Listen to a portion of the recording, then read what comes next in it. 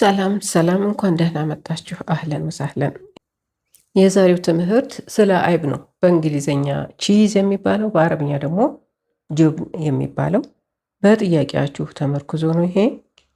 የኔ ውድ ፈጣሪ ይባርክሽ። ካላስቸገርኩሽ ከተመቸሽ ብዙ አይነት የጁብንና የቺዝ አይነት ስላለ በምስል እያስደገፍሽ ብትሰሪልኝ የኔ ውድ። መቼም ሀሳቤ ይገባሻል፣ ትረጅኛለሽ ብዬ ተስፋ አድርጋለሁ። በተረፈ ትምህርትሽ አይጠግብም። ፈጣሪ ጨማምሮ ይስጥሽ።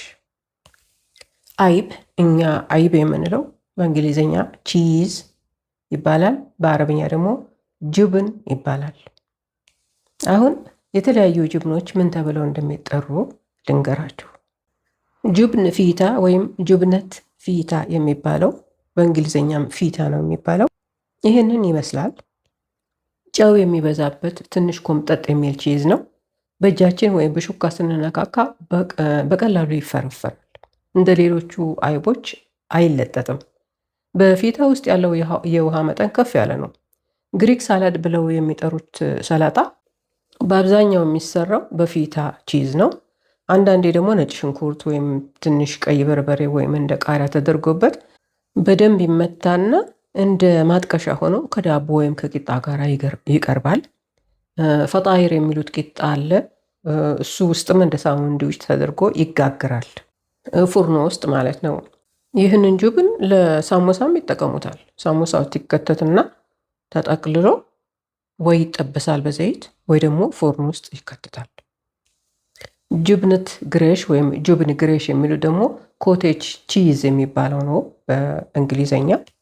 ይህ ቺዝ ወይም ይሄ ጁብን በትክክል የኛን አይብ ነው የሚመስለው። ጨው የለበትም፣ በጣም የማይኮመጥጥም፣ ለስላሳ ነው፣ ግን ውሃ አይበዛበትም። ፍርፍር ያለ ነው ደግሞ ልክ እንደኛ አይብ ማለት ነው። ሶስተኛው ሞትዘሬላ ቺዝ የሚባለው ነው። ጁብን ሞትዘሬላ ይሉታል በአረብኛ። ይህንን ይመስላል። በዓለም ላይ ተወዳጅ ከሆኑ የጣሊያን አይቦች ወይም ቺዞች ይህ አንደኛው ነው። ከለሩ በአብዛኛው ነጭ ነው፣ ግን እንደ ላሚቱ አመጋገብ አንዳንዴ ከለሩ ወደ ቢጫነት ሊያደላ ይችላል። እንደ ኳስ ተደርጎ ጨው ባለበት ውሃ ውስጥ ይቀመጣል። ሲነኩት በጣም ደስ የሚል ስሜት ይሰጣል። ለስለስ ይላል እና ደግሞ የመለጠጥ ባህሪም አለው። አይኮመጥጥም። ይህንን ጁብን ለፒዛ መስሪያ፣ ለሰላጣ መስሪያ ይጠቀሙታል። እንዲሁም ደግሞ ከፓስታ ጋር ይበላል። ይህ ደግሞ አካዊ የሚባለው ቺዝ ነው። ጁብን አካዊ ይባላል በአረብኛ። ይህ ቺዝ ስሙን ያገኘው አካ ከምትባለው በእስራኤል ውስጥ ከምትገኝ ከተማ ነው ይባላል። በጨው ውሃ ውስጥ ተዘፍዝፎ ስለሚቀመጥ ጨው በጣም ይበዛበታል። ጨውን ለማስወገድ ይቆራረጥና ንጹህ ውሃ ውስጥ ከ1 እስከ 4 ሰዓት ድረስ ውሃ እየተቀየረለት ይዘፈሰፋል። ኩናፋ የሚባለው የታወቀው ጣፋጭ የሚሰራው ከዚህ ቺዝ ነው። መናቂሽ የሚባለው ቂጣም ላይ የሚጠቀሙት ይህንን ቺዝ ነው። እሳት ይችላል። በመጥበሻ ላይ ተጠብሶ ወይም በቀጥታ በእሳት ተለብልቦ ይበላል። በሳምቡሳ ውስጥ ተደርጎ ይጠበሳል። ፈጣይር በሚባለው ቂጣ ጋርም ይሰራል። እንዲሁም በቀጭን ተቆርጦ ከዳቦ ጋራ እንደ ሳንድዊች መበላትም ይችላል። ሌላኛው ቺዝ ሐሉም ቺዝ የሚባለው ነው በእንግሊዝኛ። በአረብኛ ጁብን ሐሉም ይሉታል። ቺዙ እንደ ጎማ የመለጠጥ ጸባይ አለው። ልጥጥ ይላል። ሲጎትቱት ይጎተታል። ተጠብሶ ይበላል። ጠንከር ያለ ነው። አፍ ውስጥ አይፈረፈርም፣ ይታኝካል። ጨው በበዛበት ውሃ ውስጥ ስለሚቀመጥ ጨው ይበዛበታል። ድሮ ከፍየልና ከበግ ወተት ነበር የሚሰራው። አሁን ግን ዘመናዊ በሆነ ሁኔታ የላም ወተት በመጠቀም ይህንን ቺዝ ማምረት ተችሏል። ከሽከቫል ቺዝ ይህንን ለመጀመሪያ ጊዜ ስሰማው ነው። በአረብኛ ጁብን ገሽገዋን ይባላል። ኮምጠጥ የሚል ጨውማ ጣዕም አለው። ይህ ቺዝ በደንብ ስለሚቀልጥ ለፒዛ፣ ለፓስታዎች እና በእሳት ላይ ለሚዘጋጁ ሳንድዊቾች ይስማማል። አይፈረፈርም። ልሙጥ ያለ ጠንካራ የመሳብ ባህሪ ያለው ቺዝ ስለሆነ ለመቁረጥም ሆነ ለመፈቅፈቅ ይመቻል። ድሮ ከበግ ወይም ወተት ነበር የሚሰራው። አሁን ግን ከላም ወተትም ይሰራል። ከለሩ ወደ ቢጫነት ያዘነብላል። ጁብን ሩሚ የሚባል ጁብንም አለ። ጁብን ሩሚ ቺዝ ይሉታል በእንግሊዝኛ። ይሄ ቺዝ ደረቅ የሚል ቢጫ ከለር ያለው ቺዝ ነው። ይቀልጣል፣ ግን ዘይትማ ይሆናል ሲቀልጥ። ጠንካራ ሽታ አለው። በጣም ጨዋማ ነው። ከለሩ ቢጫ ነው። የሚሰራው ከላም ወይም ከላምና ከጎሽ ወተት ተደባልቆ ነው። በፒዛ ላይ ማቅለጥ ይቻላል። በጣም ጨው ስለሚበዛበት ጨውን ለመቀነስ ከዳቦ ወይም ከጃም ወይም ከማር ጋራ ይቀርባል። ወይንም ደግሞ ተፈቅፍቆ በፓስታ ላይ በመነስነስ ወይም በሰላጣ ላይ በማድረግ መጠቀምም ይቻላል። ሸደር የሚባል ቺዝ አለ።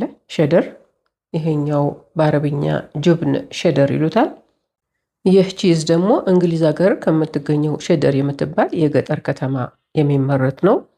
ተመርቶ ከ2 እስከ 2 ዓመት በላይ ከዛ በላይም ይቀመጣል። ለበርገር ይሆናል፣ ለመካሮኒ ይሆናል።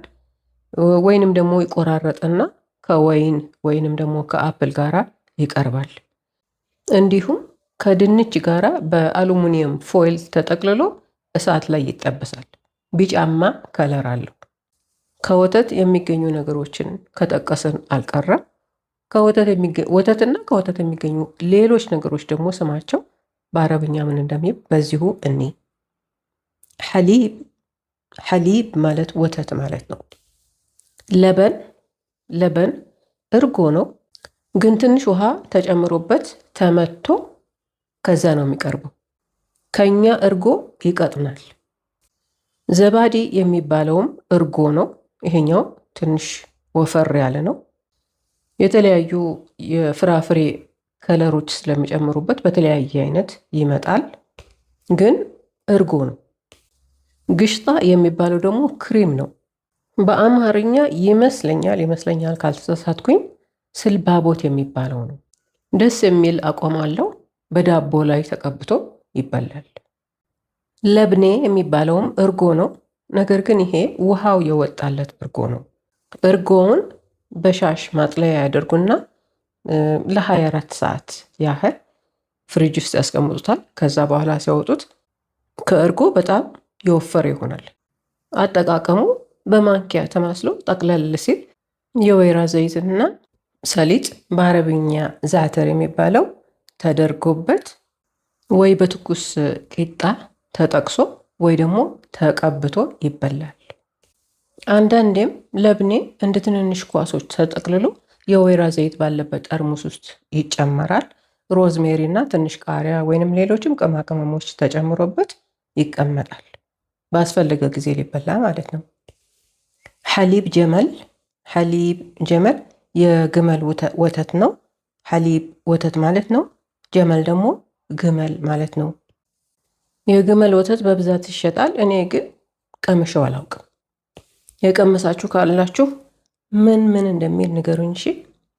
ሰምን ማለት ንጥር ቅቤ ማለት ነው።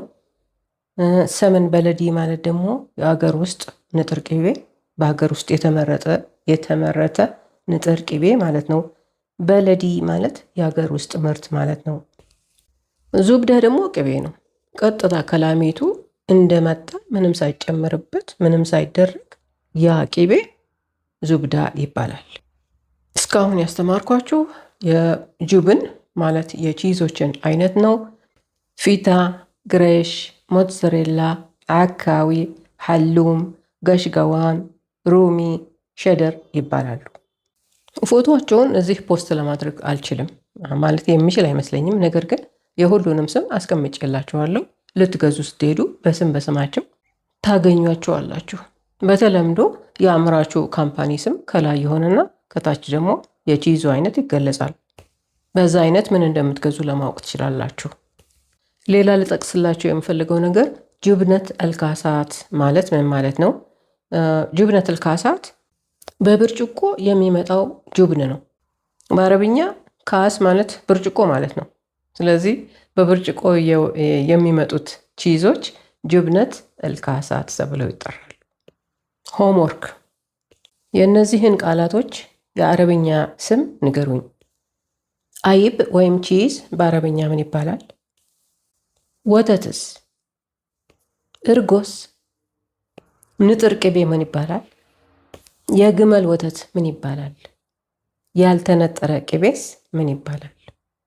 የዛሬው ትምህርታችን በዚህ ያበቃል። ስለተከታተላችሁኝ አመሰግናለሁ። ሀሳባችሁን ለማወቅ እፈልጋለሁና አስተያየታችሁን ስጡኝ። ጥያቄዎቻችሁን ላኩ። በተቻለኝ መጠን እመልስላችኋለሁ። ደህና ሁኑ። ከመሄዳችሁ በፊት ሰብስክራይብ ማድረግ እንዳትረሱ። ካደረጋችሁ ላይክ እና ሼር አድርጉና ሂዱ። ማዕሰላማ። ወዳችኋለሁ። ባይ ባይ።